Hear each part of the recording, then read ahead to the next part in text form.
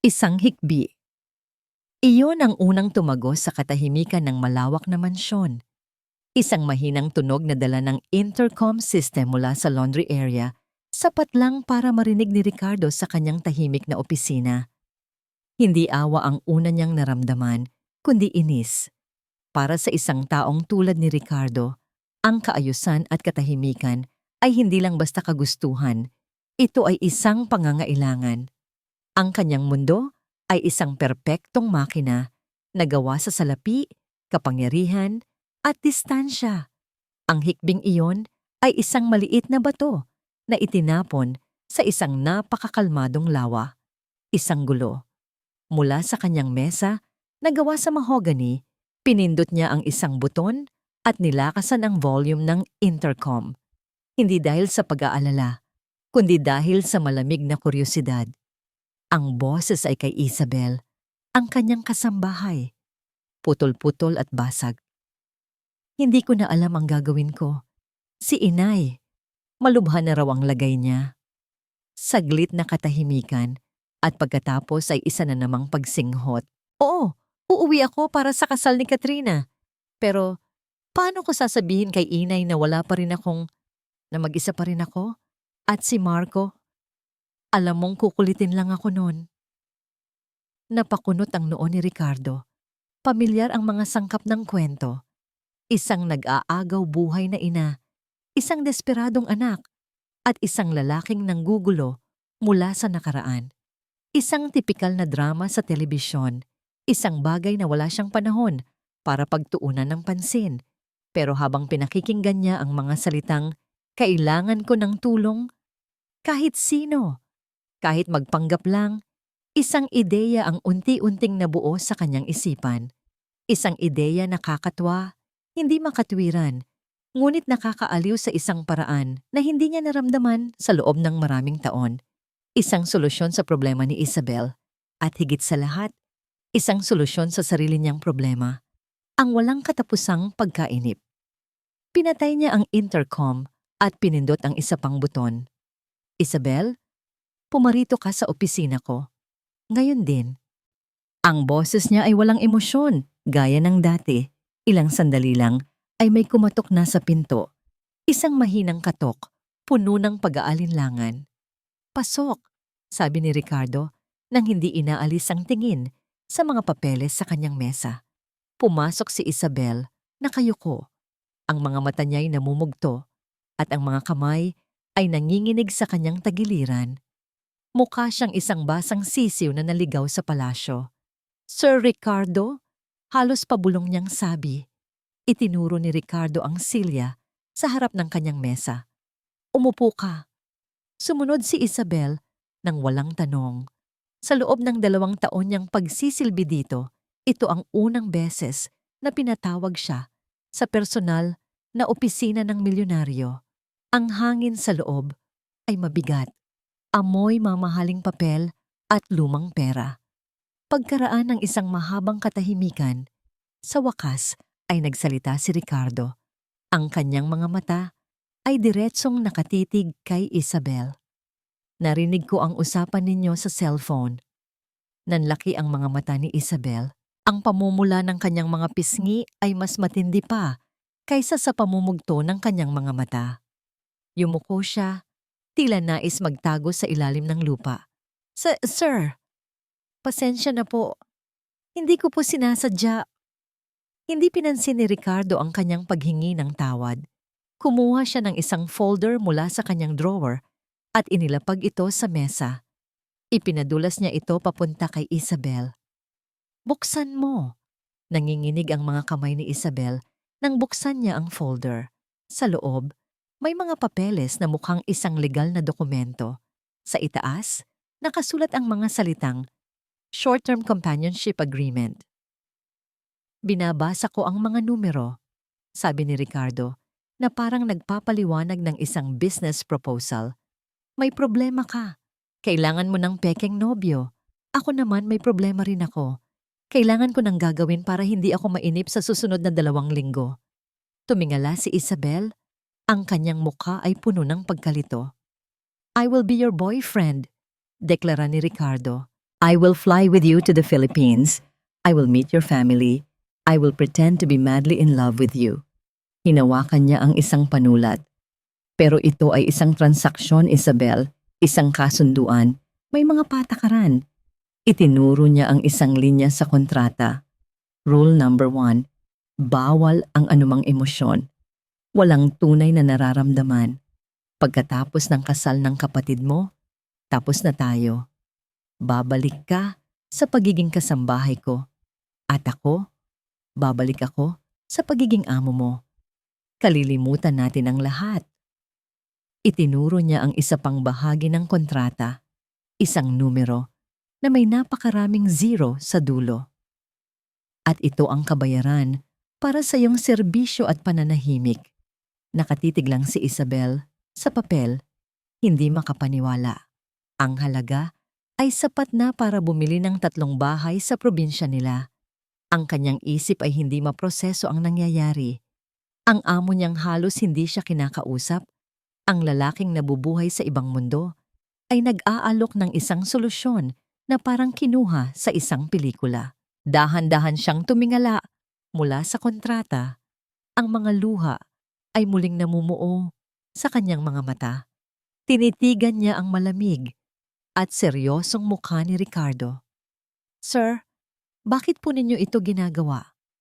Ang bigat ng panulat sa nanginginig na kamay ni Isabel ay parang bigat ng buong mundo. Sa isang pirma, ipagbibili niya ang isang piraso ng kanyang katotohanan para sa isang kasinungalingan na maaring magligtas sa lahat o sumira sa lahat. Tumingin siya muli kay Ricardo. Ang mukha nito ay parang isang pader na bato. Walang mababakas na emosyon. Para sa kanya, isa lang itong laro. Isang paraan para pawiin ang pagkainip. Para kay Isabel, ito ang kanyang huling baraha. Naalala niya ang boses ng kapatid niya sa telepono, ang sinasabing papalubhang kalagayan ng kanilang ina. At ang anino ni Marco na nagbabantang sirain ang pinakaimportanteng araw sa buhay ni Katrina. Wala na siyang pagpipilian. Sa isang hiningang malalim, inilapat niya ang dulo ng panulat sa papel. Ang sumunod na mga oras ay parang isang panaginip na hindi maintindihan ni Isabel. Isang oras lang ang nakalipas. Nag-aalala siya kung paano makakahanap ng pamasahe pauwi. Ngayon, nasa loob siya ng isang mamahaling sasakyan. Kasama ang kanyang amo, patungo sa isang high-end na boutique na hindi niya kayang bigkasin ang pangalan. Kailangan mong magmukhang kapani-paniwala, sabi ni Ricardo. Ang mga mata ay nasa kanyang cellphone. Ang kasintahan ng isang tulad ko ay hindi nagsusuot ng uniforme ng kasambahay sa labas ng mansyon. Bawat salita ay tumatama kay Isabel na parang isang sampal ng katotohanan. Sa loob ng tindahan, para siyang isang dayuhan sa sarili niyang bansa. Ang mga sales lady ay nakatingin sa kanya mula ulo hanggang paa. Ang mga ngangiti ay pilit. Ang mga damit sa hanger ay may presyong katumbas ng kanyang sahod sa loob ng 1 taon. Pumili ka, utos ni Ricardo. Nahihiya, kumuha si Isabel ng isang simpleng bestida, ang pinakamura na nakita niya. Kinuha yon ni Ricardo mula sa kanyang kamay at ibinalik sa rack ng hindi tinitingnan. Kumaway siya sa isang sales lady. Dalhan mo siya ng lahat ng bagay na babagay sa kanya. Mga damit, sapatos, bag, at bilisan ninyo. Habang isinusukat niya ang mga damit na hindi niya kailanman pinangarap na isuot, naririnig niya ang boses ni Ricardo sa labas. Kausap ang assistant nito sa telepono. Nagbibigay ng mga utos tungkol sa milyon-milyong dolyar na mga transaksyon na parang nag-o-order lang ng kape. 2 magkaibang mundo. At sa gitna, naroon siya. Isang impostor na nakasuot ng damit na hiram. Nang magbabayad na, inabot ni Ricardo ang isang itim na credit card. Nang iswipe ito ng kahera, hindi man lang kumurap si Isabel sa pagkamangha sa halaga. Ang naramdaman niya ay isang matinding hiya. Ang pangalang nakaukit sa card ay Ricardo Almeida, hindi sa kanya. Wala sa mga ito ang sa kanya. Ang biyahe sa eroplano ay mas lalong nagpadama sa kanya ng distansya sa pagitan nilang dalawa. Hindi ito isang ordinaryong eroplano, isa itong private jet. Ang upuan ay gawa sa malambot na leather, ang sahig ay may makapal na carpet. Meron pa ngang isang flight attendant na nag-alok sa kanya ng champagne. Tinanggihan niya ito at humingi na lang ng tubig. Umupo si Ricardo sa tapat niya, binuksan ang kanyang laptop at nagsimulang magtrabaho. Ang tunog lang ng pagtipa sa keyboard ang maririnig. Walang usapan, walang tinginan. Para siyang hangin, isang kasama sa package ng biyahe pero hindi talaga parte nito. Sinulyapan niya si Ricardo. Sino nga ba talaga ang lalaking ito? Bakit niya ito ginagawa? Dahil lang ba talaga sa pagkainip? O mayroon bang ibang dahilan na nakatago sa likod ng kanyang mga matang walang kabuhay-buhay? Nagpaalam siyang magbabanyo para lang makatakas sa nakakabinging katahimikan. Sa loob ng maliit, ngunit eleganteng CR, tinitigan niya ang kanyang refleksyon sa salamin. Ang babae roon ay nakasuot ng magandang damit, pero ang mga mata ay puno ng takot at kasalanan. Kinuha niya ang kanyang lumang cellphone at tiniyak na walang signal bago nagpanggap na tumatawag kay Katrina. Kailangan niyang marinig ang sarili niyang boses na nagsasabi ng kasinungalingan. Katrina, ate mo to. Oo, pauwi na ako. May sorpresa ako. Kasama ko ang boyfriend ko. Isang nangiti ang sumilay sa kanyang labi. Isang ngiting peke. Pagbalik niya sa kanyang upuan, nakasara na ang laptop ni Ricardo. May maliit na kahon siyang hawak. Bago tayo lumapag, sabi niya, iniaabot ang kahon kay Isabel. Ang mga magkasintahan ay nagbibigay ng regalo. Binuksan ito ni Isabel. Sa loob, isang manipis na silver na kwintas na may maliit na pendant na hugis araw. Simple pero elegante. Napakaganda nito. Sir, hindi po kailangan. Ricardo, pagtatama niya.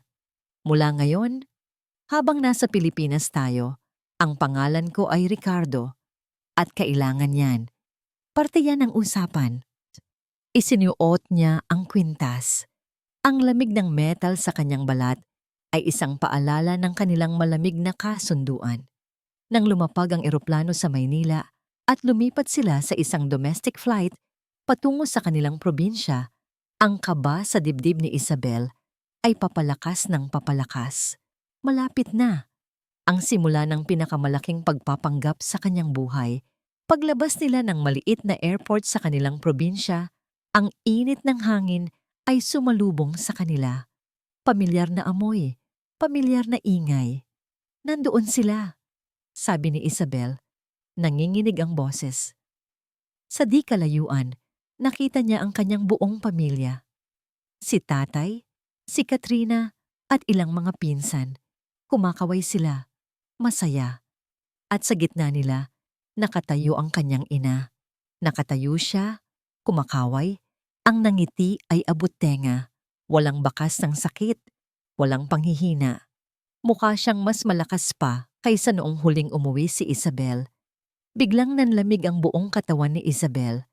Ang ingay ng paligid ay nawala. Ang tanging nakikita niya ay ang malusog niyang ina, tumatawa, habang ang mga salita ni Katrina sa telepono ay umuulit sa kanyang isip. Si inay. Malubha na raw ang lagay niya. Naramdaman niyang huminto ang pag-ikot ng kanyang mundo. Napansin ni Ricardo ang biglaang paninigas ng katawan ni Isabel sa tabi niya. Isang reaksyon na hindi kasama sa kanilang pinag-usapan. Tiningnan niya ang direksyon ng tinitingnan nito. Isang babaeng nasa katanghalian, ang edad, malusog, nakangiti, at masiglang kumakaway.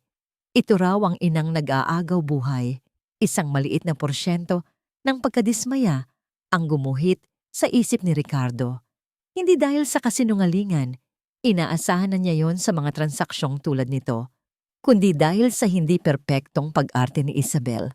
Ang unang patakaran sa isang kasunduan ay ang pagsunod sa script. At sa mga sandaling iyon, si Isabel ay blanko. Bago pa man siya makapagsalita, Ang pamilya ay bumuhos na sa kanila na parang isang makulay at maingay na alon. Isabel, anak! Sigaw ng babaeng dapat ay nasa banig ng karamdaman. Niyakap nito si Isabel ng mahigpit. Ate! Sa wakas, sunod naman ng isang babaeng mas bata, si Katrina, na may ngiting tila may itinatagong hiwaga. Para kay Ricardo, na sanay sa mga pulong na may agenda at mga pag-uusap na may layunin, ang eksena ay isang purong kaguluhan. Isang kamay ang humawak sa braso niya, isa namang kamay ang tumapik sa kanyang balikat. Ang mga tanong ay nagliliparan sa ere, sa wikang naiintindihan niya, ngunit hindi niya lubusang nararamdaman. Wow, ang gwapo naman ng boyfriend mo. Belle? Anong pangalan mo, iho? Taga saan ka? Bakit ngayon ka lang nagpakita? Pinanatili ni Ricardo ang isang maliit at kalkuladong nangiti sa kanyang mga labi. Isang nangiti na madalas niyang gamitin sa mga business partners na hindi niya gusto. Tumayo siya ng tuwid. Ang kanyang mamahaling suit ay tila isang baluti laban sa init at sa biglaang pagiging pamilyar ng mga taong ito. Ricardo po, sagot niya. Ang boses ay kalmado at kontrolado. Ang hapunan ay isang mas matinding pagsubok. Ang mesa ay puno ng pagkain, ang mga pinggan ay naguumpugan, at ang tawanan ay umaalingaw-ngaw sa buong bahay. Si Ricardo ay nakaupo sa tabi ni Isabel, sa gitna ng lahat, ngunit pakiramdam niya ay milya-milya ang layo niya. Ricardo, ano bang trabaho mo? Tanong ng ama ni Isabel. I manage a private investment firm in Sao Paulo. Sagot niya, gamit ang eksaktong mga salitang inensayo nila. Naku, sosyal, paano naman kayo nagkakilala nitong si Isabel? Tanong ng isang tiyahin. Dito, si Isabel na ang sumagot. Ang boses ay medyo nanginginig pa rin. Nagkakilala po kami sa isang event, tiya. Event po para sa mga Pilipino sa Brazil. Tumango si Ricardo, dinagdagan ng kwento. It was unexpected. The moment I saw her, I knew I had to talk to her. Isang sabayang ayee ang sumabog mula sa kanyang mga pinsan. Napansin ni Ricardo ang paraan ng pagtingin sa kanila ni Katrina. Hindi ito tingin ng isang masayang kapatid. Ito ay tingin ng isang manunood. Sinusuri ang bawat galaw. Tinitimbang ang bawat salita.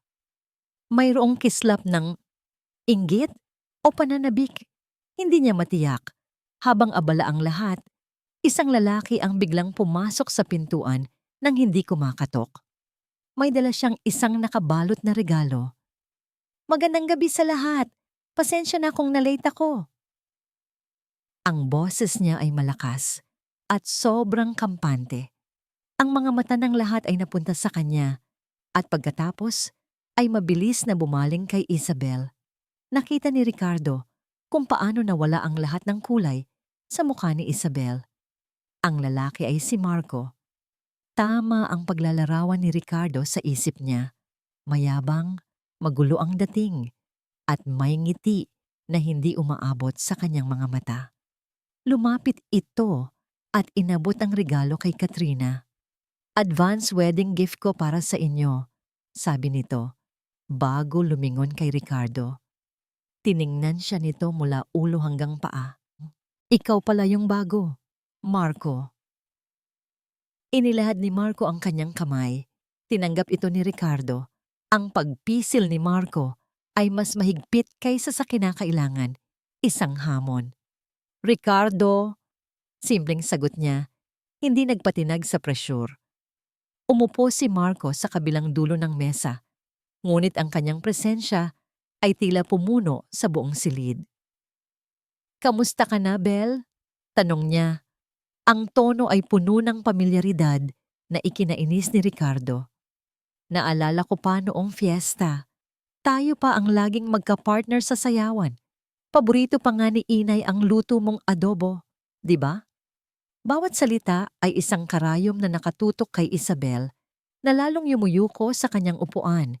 Ito ay isang pag-aangkin, isang pagpapakita ng kapangyarihan sa harap ng bagong dating. Naramdaman ni Ricardo ang isang emosyon na matagal na niyang hindi naramdaman, pagkayamot. Ang taong ito ay isang istorbo sa kanyang maayos na plano, isang hindi inaasahang variable. Nakita niya ang bahagyang panginginig ng kamay ni Isabel sa ibabaw ng kanyang hita. At pagkatapos, ginawa ni Ricardo ang isang bagay na wala sa kontrata, isang bagay na hindi niya plinano. Sa ilalim ng mesa, dahan-dahan niyang iniabot ang kanyang kamay at hinawakan ang kamay ni Isabel. Nagulat si Isabel at napatingin sa kanya. Ang mga mata niya'y nagtatanong. Binigyan lang siya ni Ricardo ng isang bahagyang pagtango. Ang kanyang mukha ay seryoso pa rin. Ang pagkakahawak niya ay mahigpit at matatag. Isang silent message, I'm here. Stick to the script. Nang matapos ang hapunan at nagpapaalam na ang mga bisita, nilapitan ni Marco si Ricardo sa may pintuan. Ingat ka lang, sabi nito. Ang boses ay halos pabulong. Humarap si Ricardo sa kanya, walang emosyon. Isang mapanuyang ngiti ang sumilay sa labi ni Marco. Mag-iingat ka sa kanya, pare. Mahirap basahin ang isip ng mga babaeng tulad ni Isabel. Kinabukasan, sinubukan ni Isabel na ibalik sa normal ang lahat o kung ano man ang normal sa sitwasyon nila ngayon. Ang pagkakahawak ni Ricardo sa kamay niya kagabi, iyon ay wala sa kontrata. Iyon ay isang bagay na hindi niya inaasahan, isang matatag na presensya sa gitna ng kaguluhan na dulot ni Marco. Sinabi niya sa kanyang sarili na parte lang iyon ng pag-arte. Ginawa lang iyon ni Ricardo para maging kapanipaniwala. Pero ang init ng palad nito ay nanatili sa kanyang alaala. Isang paalala na nagpabilis ng tibok ng kanyang puso. Nasa likod bahay siya, namimitas ng kalamansi para sa pananghalian, nang maramdaman niyang may anino sa kanyang likuran. Hindi niya kailangang lumingon para malaman kung sino ito. Ang amoy ng murang pabango na pilit tinatago ng amoy ng sigarilyo ay pamilyar sa kanya. Mag-isa ka lang yata, sabi ni Marco. Ang boses ay sobrang lapit sa kanyang tenga. Hindi kumibo si Isabel. Nagpatuloy siya sa pamimitas. Huwag mo akong tinatalikuran, Isabel, sabi ni Marco. At sa pagkakataong ito, ang boses niya ay may bahid na ng panganib. Naramdaman niya ang kamay nito sa kanyang braso. Mahigpit. Masakit. Bigla siyang hinarap nito. Ano ang akala mo ha? Na dahil may kasama kang mayaman, matatakot na ako sa'yo? Bumulong ito. Ang mga mata ay nanlilisik. Huwag kang magkakamali. Isa ka pa ring hamak na katulong. At ako, kilala pa rin kita. Alam ko ang mga takot mo. Bitawan mo ako, Marco, sabi ni Isabel. Pilit na pinatatatag ang kanyang boses. Tumawa si Marco, isang tawang walang saya. Bakit? Baka makita tayo ng amo mo? O baka dapat sabihin kong nobyo mo? Pinisil nito ang kanyang braso ng mas mahigpit. Alam nating pareho na palabas lang yan. Itigil mo na to, bago pa ako mapilitang sabihin sa lahat ang totoo. Binitiwan siya nito ng biglaan na halos ikinabuwal niya. Mag-isip-isip ka, Bel, babalikan kita. At tulad ng isang masamang panaginip, naglakad ito paalis na parang walang nangyari. Napasandal si Isabel sa puno ng kalamansi, nanginginig ang buong katawan. Ang mga luha ay nagbabadya ng tumulo. Ang araw ay nagpatuloy na parang isang mabigat na pasanin. Sa pananghalian, ngumiti siya. Sa merienda, tumawa siya sa mga biro ng kanyang mga pinsan. Ngunit sa likod ng bawat pekeng ngiti, naroon ang takot. Hapon na nang bumuhos ang isang malakas na ulan.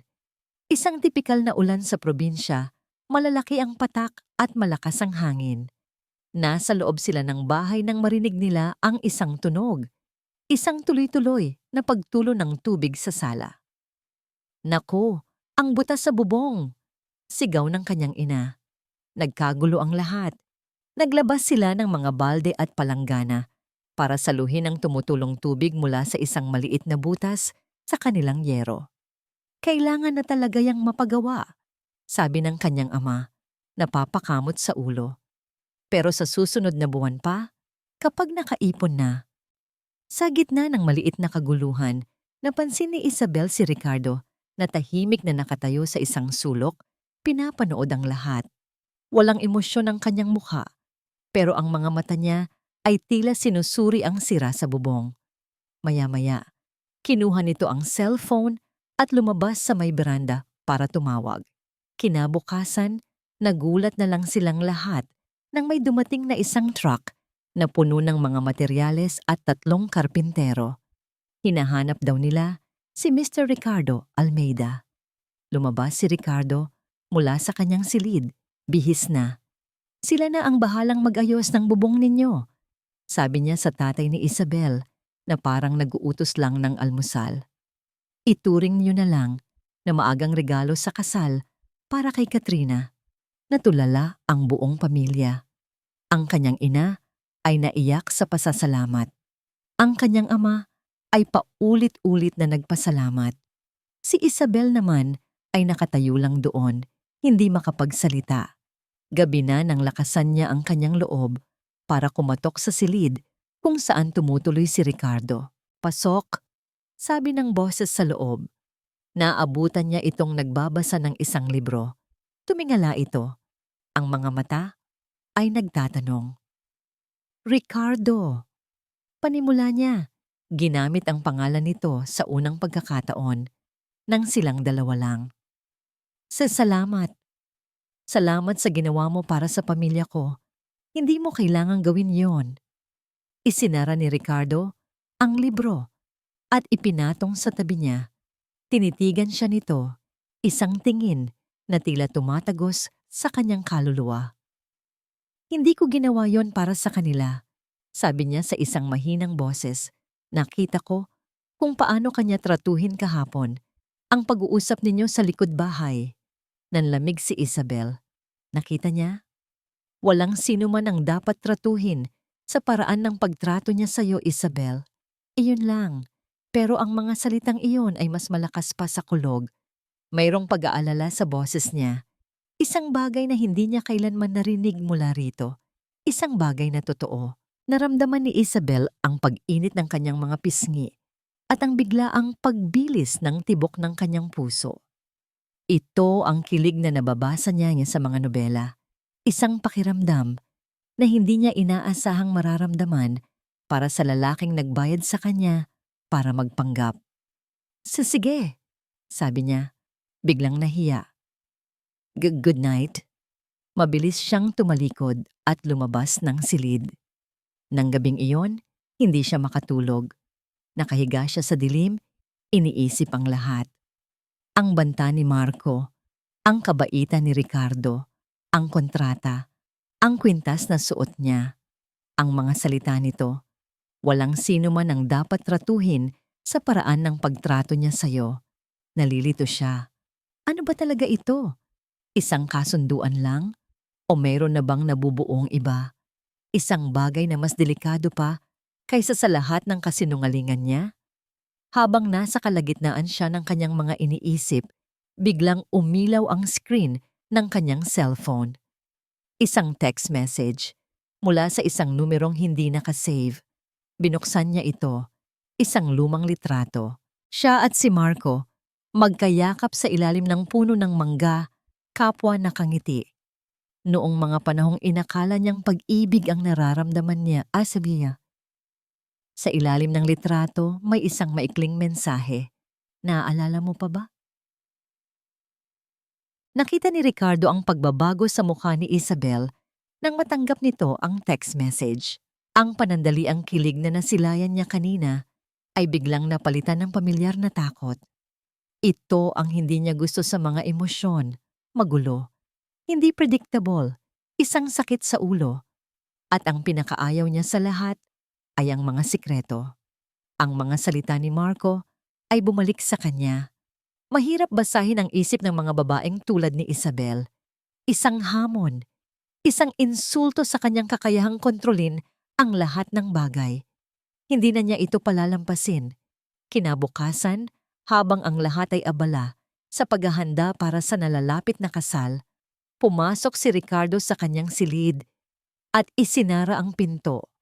Kinuha niya ang kanyang satellite phone, ang tanging paraan para magkaroon ng secured na linya sa liblib na lugar na yon. Isang numero lang ang tinawagan niya. Paulo, sabi niya nang may sumagot sa kabilang linya. Si Paulo ang kanyang pinagkakatiwalaang assistant sa São Paulo, isang taong mas mahusay pa sa isang private investigator. Sir, magandang umaga. May ipapagawa ako sa'yo. May pangalan ako. Marco Reyes, taga-probinsya ng Laguna, Pilipinas. I-background check mo siya. Gusto kong malaman ng lahat. History, trabaho, mga koneksyon. At kung meron siyang criminal records, walang ititira. I want it within the hour. Masusunod, sir. Ibinaba ni Ricardo ang tawag. Habang naghihintay, lumapit siya sa bintana at tumingin sa labas. Ang luntiang tanawin ng probinsya ay dapat sana'y nakakakalma, ngunit para sa kanya, ito'y isang paalala lamang ng isang lugar na malayo sa kanyang kontrol. At isang alaala ang biglang bumalik, isang balkonahe sa Rio de Janeiro. Gabi. Ang mga ilaw ng syudad ay kumikinang sa ibaba. Katabi niya si Sofia, ang kanyang unang pag-ibig. Maganda, matalino, at ambisyosa. Hinawakan nito ang kanyang kamay. Hindi kita iiwan, Ricardo. Hinding-hindi. Sabi nito, ang mga matay nagniningning. Tayo ang bubuo ng isang imperyo. Naniwala siya. Ibinigay niya ang lahat. Ang kanyang tiwala, ang kanyang pera, para sa negosyong pinapangarap nito, ang kanyang puso. Makalipas ang 6 na buwan, nabasa niya ang balita sa dyaryo. Ang kumpanya ni Sofia ay nakipag-merge sa kumpanya ng kanyang pinakamalaking karibal sa negosyo. At sa tabi ng anunsyo isang litrato. Si Sofia, nakangiti habang hinahalikan ng karibal niya. Ang perang ipinuhunan niya ay nawala. Ginamit para palakasin ang kalaban niya. Ang mga salitang hindi kita iiwan ay naging lason. Ang tiwala niya ay naging salamin na binasag sa libo-libong piraso. Simula noon, ipinangako niya sa sarili na hinding-hindi na siya magiging mahina.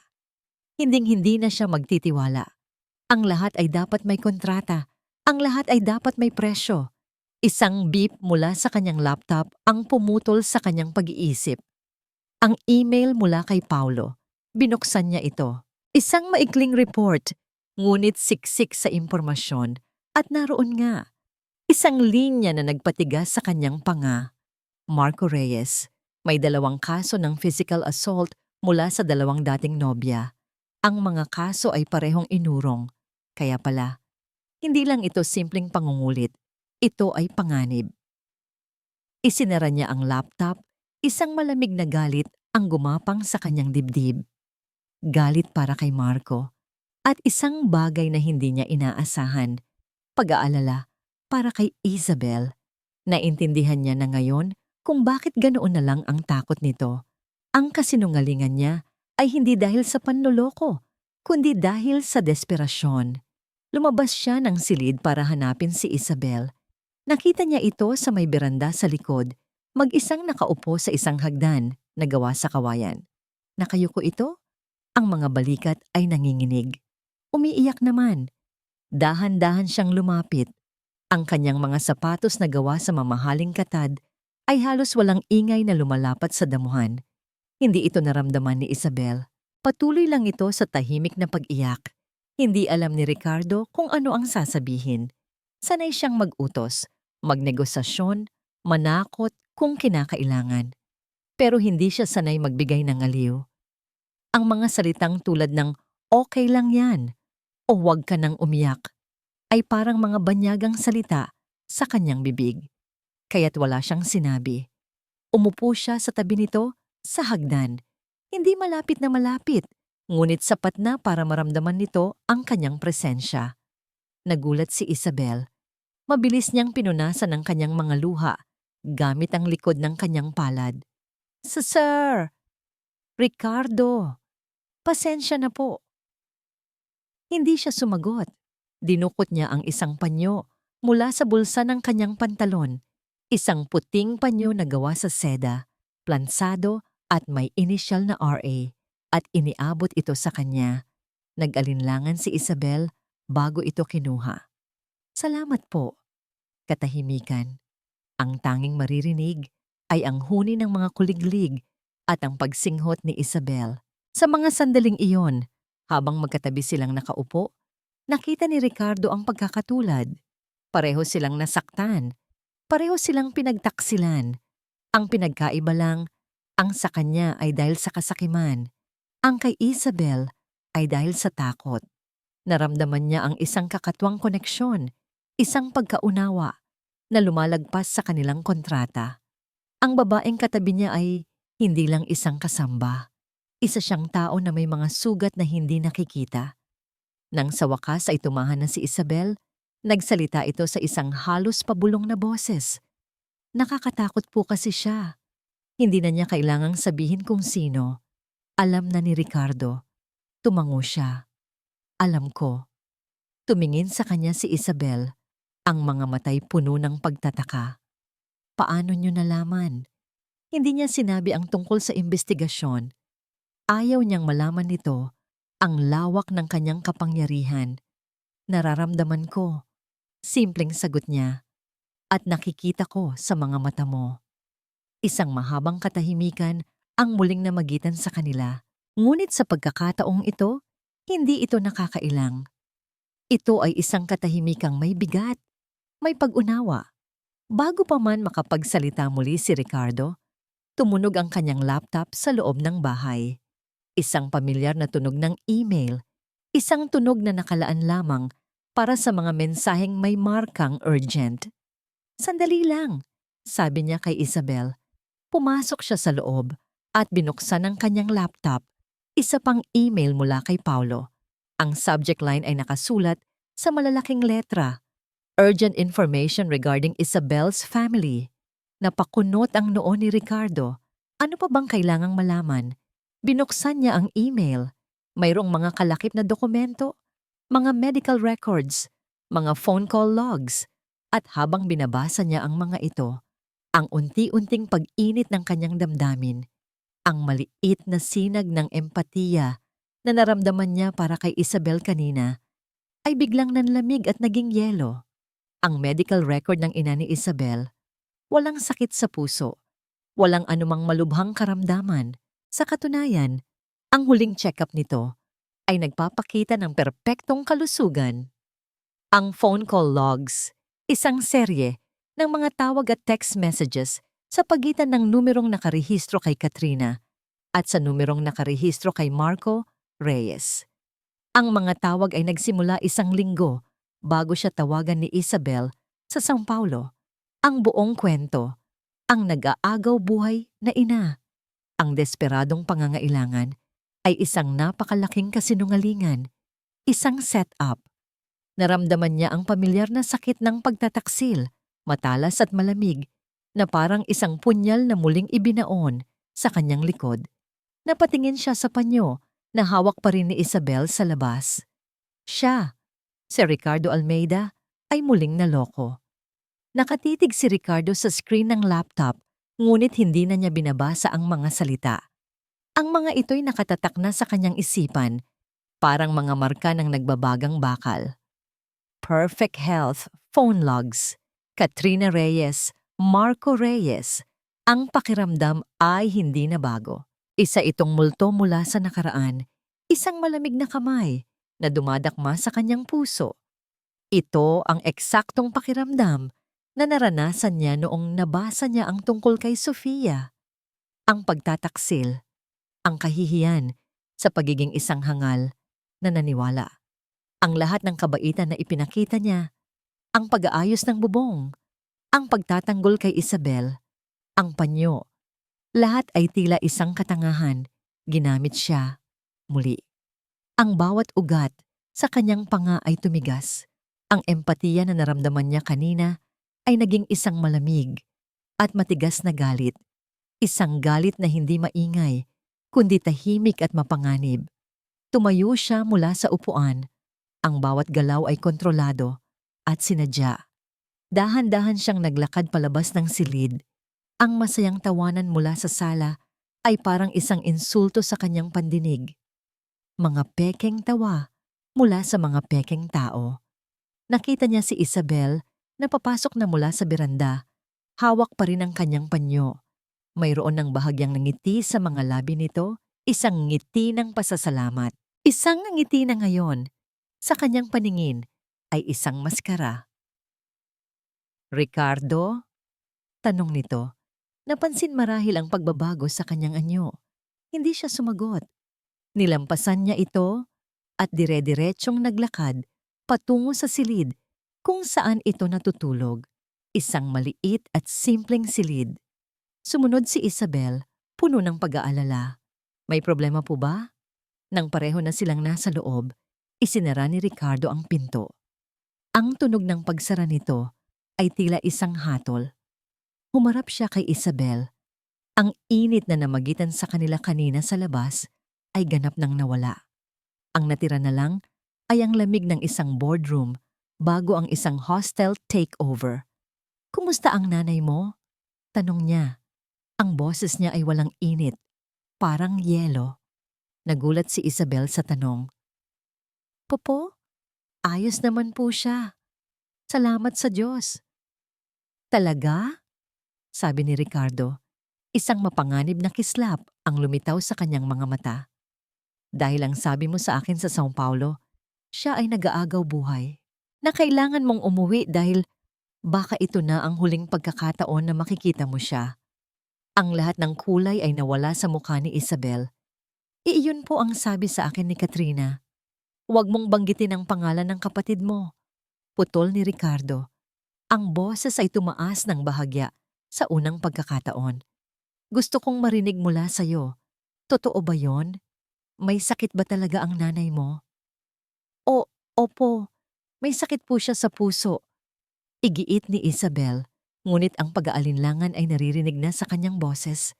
Nakita niya ang katotohanan sa mga mata ni Ricardo bago pa man nito sabihin. Umiling si Ricardo, isang iling na puno ng pagkadismaya. Kinuha niya ang kanyang cellphone, binuksan ang email at inihagis ito sa ibabaw ng kama. Hindi malakas, ngunit may bigat. "Basahin mo." Nanginginig na kinuha ni Isabel ang telepono. Nakita niya ang medical record. Nakita niya ang mga pangalan nila, Katrina at Marco, sa call log. Ang kanyang mga mata ay nanlalaki sa bawat salitang nababasa niya. Ang paghinga niya ay naging mabilis at putol-putol. "Hindi," pabulong niyang sabi, "hindi totoo yan." "Lahat ay kasinungalingan," sabi ni Ricardo. Ang bawat salita ay parang isang matulis na yelo. Lahat ito ay isang plano, isang bitag. At ikaw ang ginamit nilang pain. O baka naman, kasama ka rin sa plano mula sa simula. Umiling si Isabel. Ang mga luha ay malayang tumutulo sa kanyang mga pisngi.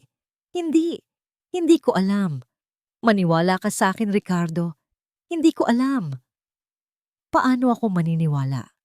Sigaw ni Ricardo. Ang kontrol niya ay tuluyan nang nawala. Ang buong relasyon natin ay nagsimula sa isang kasinungalingan. Paano ko malalaman kung alin ang totoo at alin ang hindi? Sa gitna ng sigawan, biglang bumukas ang pinto. Nakatayo roon si Katrina.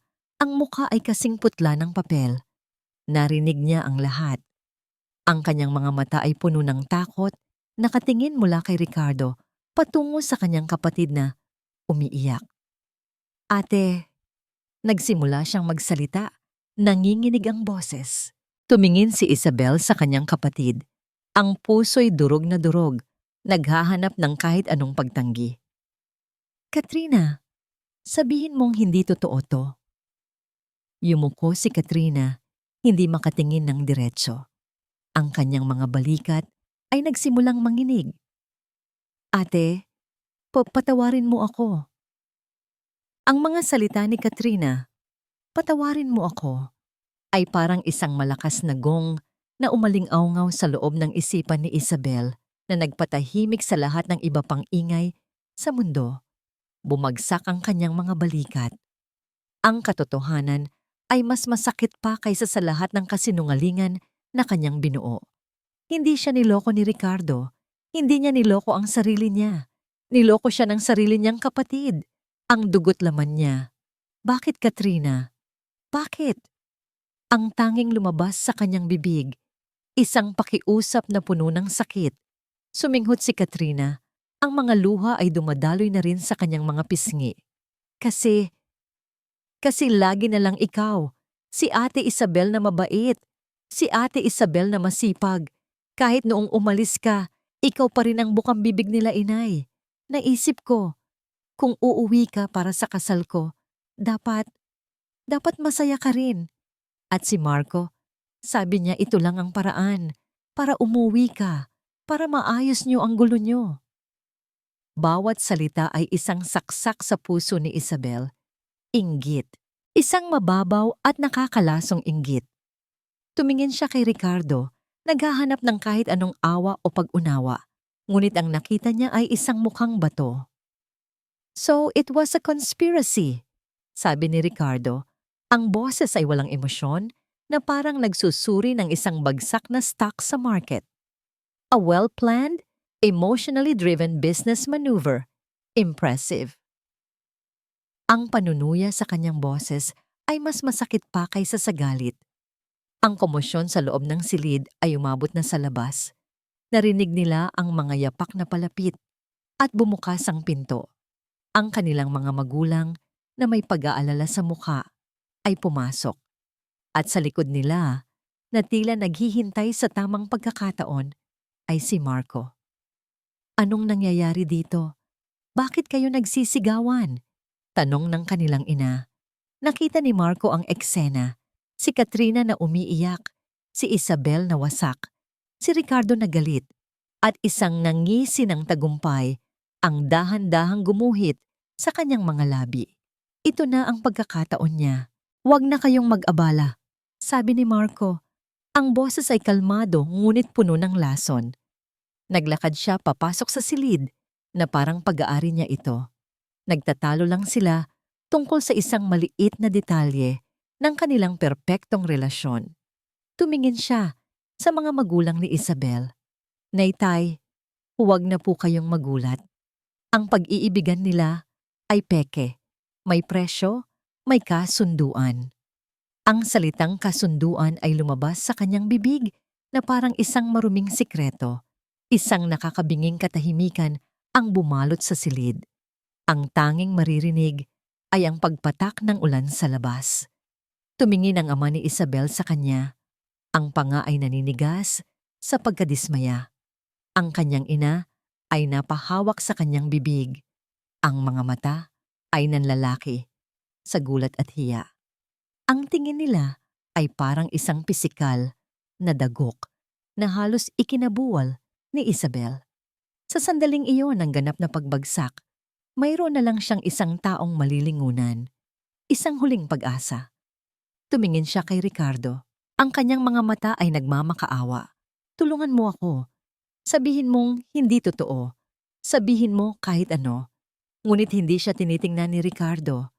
Ang mga mata nito ay nakatingin sa kawalan, sa isang lugar na malayo.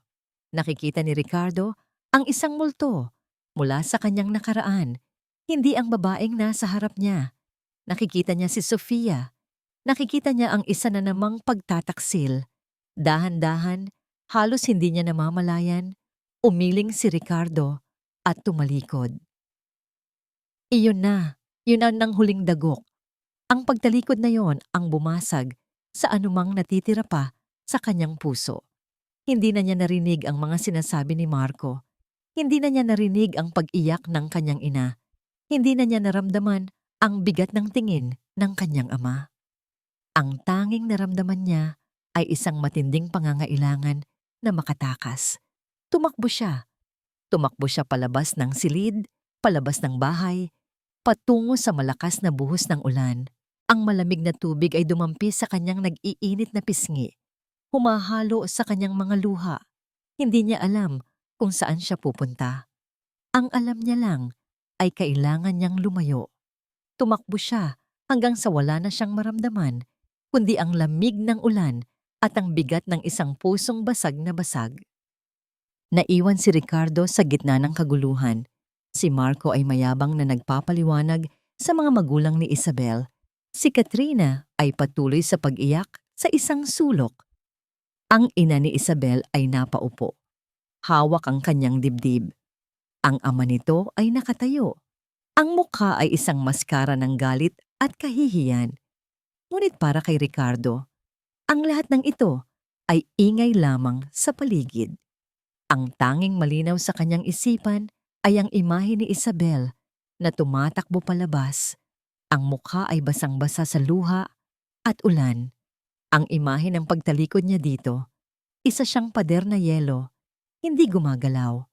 Sa labas, pero sa loob, isang digmaan ang nagaganap. Ang isang bahagi niya ay sumisigaw ng, "Sinabi ko na sa'yo, huwag kang magtitiwala." Ito ang boses ng karanasan, ang boses na binuo niya mula sa mga abo ng relasyon niya kay Sofia. Ngunit may isa pang boses, isang boses na mas bago at mas tahimik.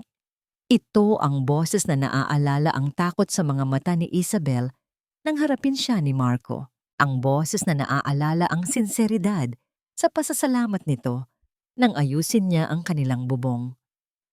Umalis siya sa sala nang walang paalam at pumasok sa kanyang silid. Kailangan niya ng katahimikan para marinig kung aling boses ang dapat niyang pakinggan. Sa ibabaw ng kanyang mesa, nakalatag ang kontrata, ang Short-Term Companionship Agreement. Kinuha niya ito. Ang papel ay malamig at walang buhay. Isang piraso ng papel na may mga patakaran at numero. Idinisenyo para protektahan siya mula sa emosyon. Ngunit habang tinititigan niya ito, ang tanging nakikita niya ay kung gaano ito kawalang saysay. Hindi nito napigilan ang pag-aalala niya. Hindi nito napigilan ang paghanga niya sa katatagan nito. At tiyak na hindi nito napigilan ang sakit na naramdaman niya nang makita niyang gumuho ang mundo nito. Bigla, narinig niya ang boses ni Marco mula sa labas ng bahagyang nakabukas na bintana. Nakikipag-usap ito kay Katrina sa mahinang boses, ngunit ang pagyayabang ay hindi maitatago. "Hayaan mo na si ate mo," sabi ni Marco. "Saan pa ba siya pupunta? Magpapakabasa lang yan sa ulan, tapos babalik din dito. Sa huli, sa akin din ang bagsak niyan. Wala na siyang ibang malalapitan." Isang bagay sa loob ni Ricardo ang pumutok. At doon, sa gitna ng kanyang galit, naging malinaw ang lahat. Si Sofia at si Isabel, magkaiba sila. Si Sofia ay nanloko dahil sa kasakiman. Ginamit nito ang pag-ibig bilang sandata para sa ambisyon. Kinuha nito ang kanyang tiwala at sinadyang durugin ito para sa sariling kapakanan.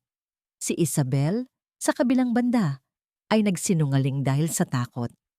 Gumawa siya ng isang desperadong kwento para protektahan ang kanyang sarili at ang kanyang pamilya mula sa isang taong tulad ni Marco.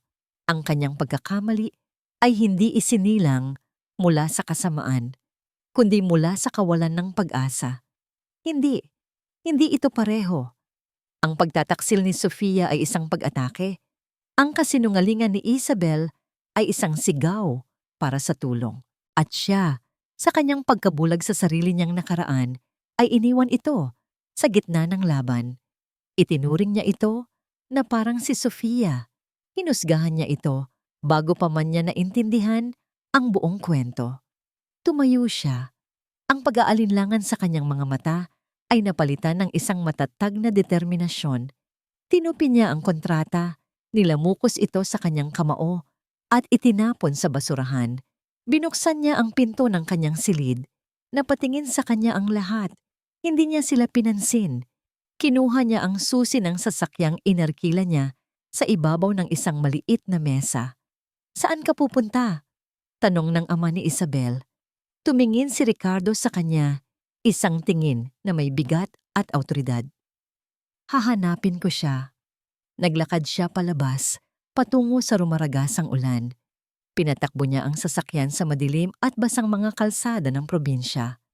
Ang mga wiper ay hirap na linisin ang salamin mula sa malakas na buhos ng ulan.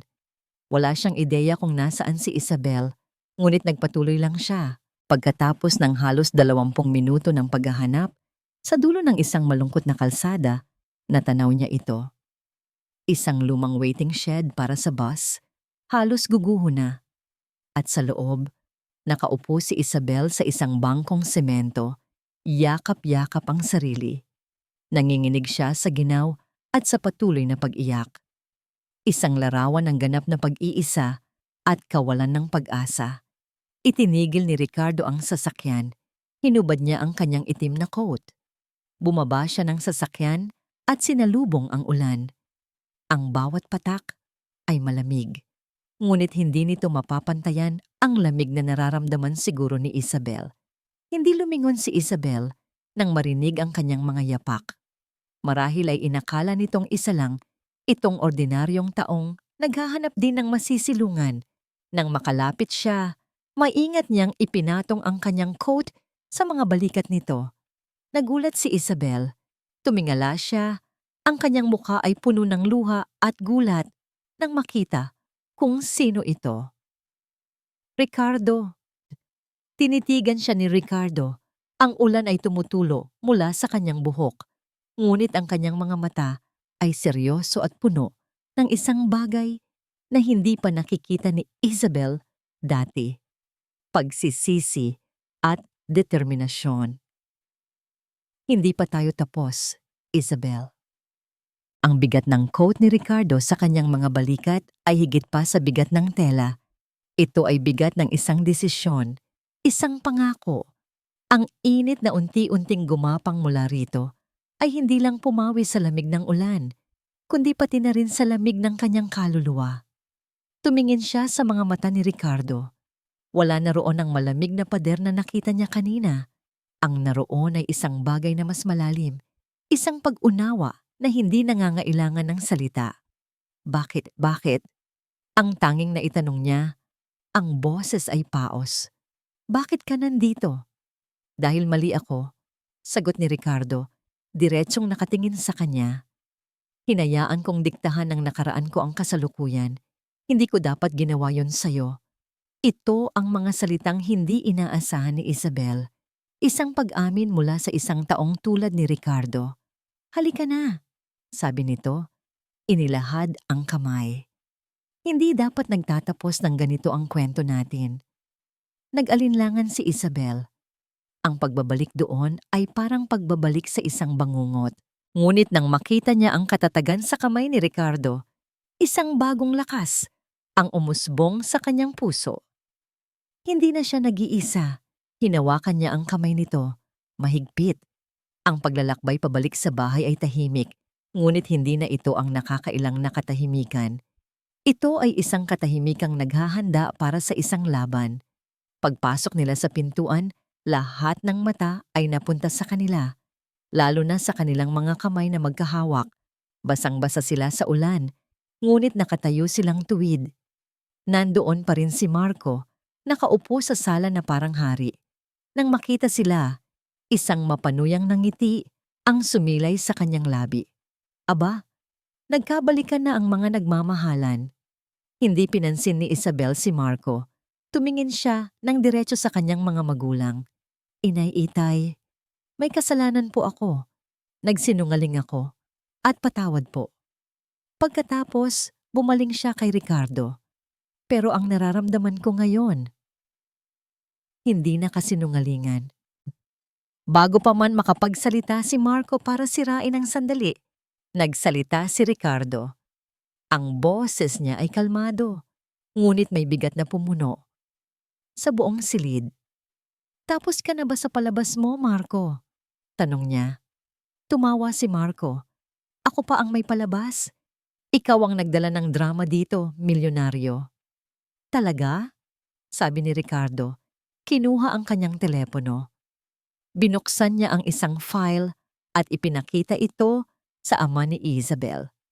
Kung ganoon, baka gusto ninyong makita ang record ng mabait na lalaking ito. 2 kaso ng pananakit, 2 babaeng takot magsalita.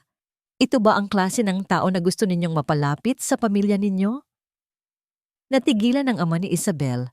Nanlalaki ang mga mata habang tinitingnan ang screen. At ikaw, Katrina, pagpapatuloy ni Ricardo, bumaling sa kapatid ni Isabel. Ito rin ang text messages ninyo ni Marco. Malinaw dito kung sino ang nagplano ng lahat. Ipinakita rin niya ito sa kanila. Ang yabang sa mukha ni Marco ay biglang nawala, napalitan ng gulat at galit. Paano? Hindi mahalaga kung paano. Putol ni Ricardo. Ang mahalaga ay ang katotohanan. Biglang tumayo ang ama ni Isabel, ang mukha ay namumula sa galit. Ngunit ang galit ay hindi na para kay Isabel. Humarap ito kay Marco. Hayop ka! Lumayas ka sa pamamahay ko. Huwag ka nang magpapakita sa pamilya ko. Nag-init ang ulo ni Marco. Sinubukan niyang lumapit kay Isabel, ang kamay ay nakaamba. Ikaw, kasalanan mo to. Ngunit bago pa man ito makalapit, humarang na si Ricardo sa gitna nila, isang matatag at hindi matinag na pader. Ang tingin ni Ricardo ay malamig at puno ng babala. Subukan mo, sabi niya sa isang mahinang boses na mas nakakatakot pa sa sigaw. Napaatras si Marco. Alam niyang talo na siya. Sa huling pagkakataon, sinulyapan niya si Isabel ng tinging puno ng galit bago padabog na umalis. Nang mawala na si Marco, ang tensyon sa silid ay bahagyang gumaan, ngunit napalitan ng bigat ng hiya at pagsisisi. Tumingin si Isabel sa kanyang kapatid na si Katrina na umiiyak sa isang sulok. Wala na ang galit sa puso ni Isabel. Ang natira ay awa at lungkot. Nilapitan niya ito. Sana balang araw, matutunan mong mahalin ang sarili mo, Katrina. Sabi niya, ang boses ay malumanay. Para hindi mo na kailangang sirain ang iba, para lang gumaan ang pakiramdam mo. Hindi na niya hinintay ang sagot. Humarap siya sa kanyang mga magulang. Nakita niya ang pagsisisi sa kanilang mga mata. Sa wakas, pagkatapos ng lahat ng kaguluhan, ang atensyon ng lahat ay muling napunta sa kanya at kay Ricardo. Tumingin si Ricardo kay Isabel. Ang kanyang mga mata ay puno ng emosyon na hindi na niya tinatago. Sa harap ng buong pamilya nito, dahan-dahan niyang binitiwan ang kamay ni Isabel para lang abutin ang isang bagay sa kanyang bulsa. Ito ang nilamukos na kontrata. Inilahad niya ito sa harap ni Isabel. Ang kasunduang ito, sabi niya, ang boses ay malinaw at sapat na para marinig ng lahat. Gusto ko nang sirain. Dahan-dahan, pinunit niya ang papel sa gitna. At pagkatapos ay pinunit niya ulit, hanggang sa maging maliliit na piraso na lang ito. Isang simbolikong pagtatapos sa lahat ng kasinungalingan. Ang mga piraso ng papel ay nakakalat sa sahig na parang mga puting dahon pagkatapos ng isang bagyo. Ang ingay ng pagtatalo ay napalitan ng isang mabigat na katahimikan. Ngunit sa pagkakataong ito, hindi ito katahimikan ng galit, kundi ng pag-unawa. Ang mga mata ng lahat ay nasa kanila ni Isabel, ngunit para kay Ricardo, sila lang dalawa ang tao sa silid. Ang buong mundo niya ay lumiit at nagkasya sa babaeng nakatayo sa kanyang harapan. Ang mga matay nagniningning dahil sa mga luhang hindi pa tumutulo. Nilapitan niya ito, isang hakbang lang, para tuluyang burahin ang distansya sa pagitan nila. Gusto kong malaman mo, sabi niya sa isang boses na para lamang sa pandinig ni Isabel. Ang pagbalik ko dito, ang paghahanap ko sa iyo sa ulan, hindi yon dahil sa kontrata. Dahil tapos na ako sa mga kontrata. Tumingin siya sa mga piraso ng papel sa sahig. Pinoprotektahan ako ng mga yan mula sa sakit. O yun ang akala ko. Pero ang totoo, kinukulong lang ako ng mga yan sa isang buhay na walang laman. Huminga siya ng malalim. Inilalabas ang isang katotohanang matagal na niyang itinatago. May isang taong nanloko sa akin dati. At dahil doon, isinara ko ang puso ko sa lahat. Hinayaan kong husgahan ka dahil sa multo ng nakaraan ko. At iyon ang pinakamalaking pagkakamali ko. Dahan-dahan niyang inangat ang kanyang kamay at marahang hinaplos ang pisngi ni Isabel Pinupunasan ng isang butil ng luha na sa wakas ay pumatak. Ang balat nito ay malambot at mainit. Totoo. Gusto ko ng isang tunay na simula, Isabel. Walang kasinungalingan, walang pagpapanggap. Kasama ka. POV, Isabel. Ang mga salita ni Ricardo ay parang isang alon na humugas sa lahat ng sakit, lahat ng takot, lahat ng hiya na bumalot sa kanya. Tunay na simula. Kasama ka. Ang mga piraso ng kontrata sa sahig ay hindi lang basta papel. Simbolo yon ng kanyang pagiging kasambahay, ng kanyang pagiging mas mababa. Simbolo iyon ng lahat ng dahilan kung bakit inakala niyang hindi siya karapat-dapat sa isang tulad ni Ricardo. At ngayon, winasak niya ito. Para sa kanya, ang mga luha na kanina pa niya pinipigilan ay tuluyan ng bumuhos, mga luhang hindi nagaling sa sakit o takot, kundi sa purong kaligayahan at kaginhawaan. Isang pakiramdam ng paglaya sa lahat ng pinagdaanan niya. Ang tanging gusto niya lang ay maramdaman na siya ay sapat, na siya ay may halaga, hindi dahil sa kung ano ang kaya niyang gawin, kundi dahil sa kung sino siya. At sa mga mata ni Ricardo, sa wakas, nakita niya iyon. Oo, pabulong niyang sagot. Isang salita lang, ngunit naglalaman ito ng lahat ng kanyang pag-asa, lahat ng kanyang pangarap, at lahat ng pag-ibig na nagsisimula nang mamukadkad sa kanyang puso. Ngumiti si Ricardo, isang tunay na ngiti na sa wakas ay umabot sa kanyang mga mata. Nagbibigay liwanag sa buong mukha niya. At sa sandaling iyon, niyakap siya nito.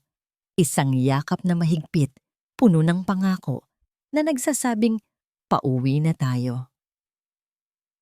Kinabukasan ang hangin sa bahay ay iba na. Habang nag-iimpake sila, walang nagsasalita tungkol sa gabi ng katotohanan, ngunit ang pagbabago ay naroon sa mga maliliit na bagay, sa paraan ng pagngiti ng kanyang ama, sa paraan ng pag-aalok ni Katrina ng tulong sa pagbubuhat ng kanyang mga gamit. Bago sila umalis, niyakap siya ng kanyang ina ng mahigpit. May ibinulong ito sa kanyang tainga. Sapat lang para siya ang makarinig. Patawarin mo kami, anak. Mag-iingat ka. Tumango si Isabel. Niyakap pabalik ang ina. Iyon lang ay sapat na. Nang magpaalam si Ricardo sa kanyang ama, hindi na ito isang simpleng tango, isang matatag na pakikipagkamay, isang tingin ng respeto sa pagitan ng dalawang lalaki. Habang paalis ang sasakyan, nakatingin si Isabel sa kanyang pamilya na kumakaway mula sa bintana. Isang kabanata ng kanyang buhay ang nagsasara. Isang masakit, ngunit kinakailangang kabanata. Makalipas ang ilang buwan, São Paulo, ang araw ay maliwanag sa Ibirapuera Park. Ang mga tao ay naglalakad, nagbibisikleta, tumatawa. Sa ilalim ng isang malaking puno, nakaupo si Ricardo sa isang bench. Hindi siya nagbabasa ng business reports, hindi siya nakatutok sa kanyang cellphone. Ang kanyang buong atensyon ay nasa babaeng nakatayo sa harap niya. Sinusubukang hulihin ang isang makulay na paru-paro. Si Isabel, iba na siya ngayon. Ang kanyang buhok ay nakalugay. Ang kanyang suot ay isang simpleng puting bestida na siya mismo ang pumili. Ngunit ang pinakamalaking pagbabago ay nasa kanyang mga mata at sa kanyang tawa. Isang tawang malaya at walang bigat. Bumalik na siya sa pag-aaral, kumukuha ng kursong gusto niya online. Hindi na siya ang kasambahay na laging nakayuko. Isa na siyang partner, isang kapantay. Nang sa wakas ay sumuko na siya sa paru-paro, bumalik ito sa bench, tumatawa. Umupo ito sa tabi ni Ricardo. Alam mo, sabi ni Ricardo, hinahawi ang isang hibla ng buhok mula sa mukha ni Isabel. Noon, tinitingnan ko ang buong syudad mula sa bintana ko, pero wala akong nararamdaman kundi kalungkutan. Ang laki ng mansyon, pero walang laman. Hinawakan niya ang kamay nito. Ngayon, kahit nasaan pa tayo, basta't kasama kita, pakiramdam ko, nasa bahay na ako. Ngumiti si Isabel. Ang ngiting iyon na kayang tunawin ang kahit anong yelo. Isinandal niya ang kanyang ulo sa balikat nito. Handa ka na ba para sa ating tunay na kwento? Tanong ni Ricardo. Inangat ni Isabel ang kanyang ulo. Tinitigan ito ng diretso sa mga mata. Ang pag-ibig at pangako ay nagniningning doon. Ngayon pa lang tayo nagsisimula.